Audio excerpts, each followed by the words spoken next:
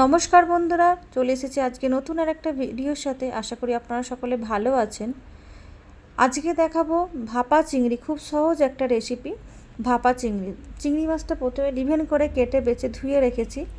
এরপর আমি একটা পেস্ট বানিয়ে নেব, যেখানে আছে কালো সর্ষে, সাদা সর্ষে আর আছে পোস্ত। এই তিনটেকে একটু ভালো করে ঘুরিয়ে নেব। প্রথমে ঘুরিয়ে নিয়ে এরপর দিয়ে দেবো একটু নারকেল আর দিয়ে দেবো কাঁচা লঙ্কা। এটাকে পেস্ট করে, এবার একটু জল দিয়ে এটাকে পেস্ট করে নেব। নারকেলটাকে আপনারা কোরানো দিতে পারেন, কোরানো দিলেই বেশি টেস্ট হয়।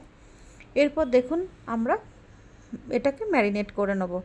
এখানে দিয়েছি টমেটো, কাঁচা লঙ্কা, নুন আর সর্ষের তেল। সর্ষের তেল যেহেতু ভাপা, সর্ষের তেলটা একটু পরিমাণে বেশি দেব।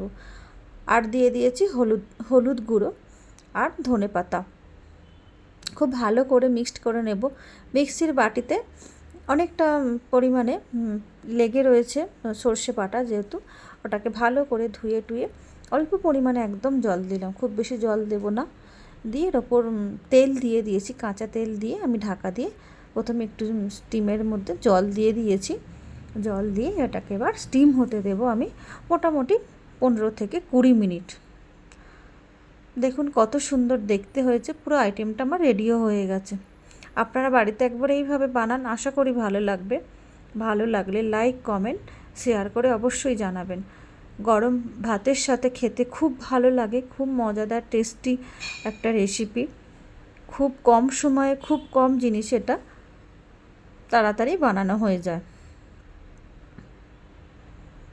আপনারা একবার বাড়িতে ট্রাই করুন, আশা করি ভালো লাগবে।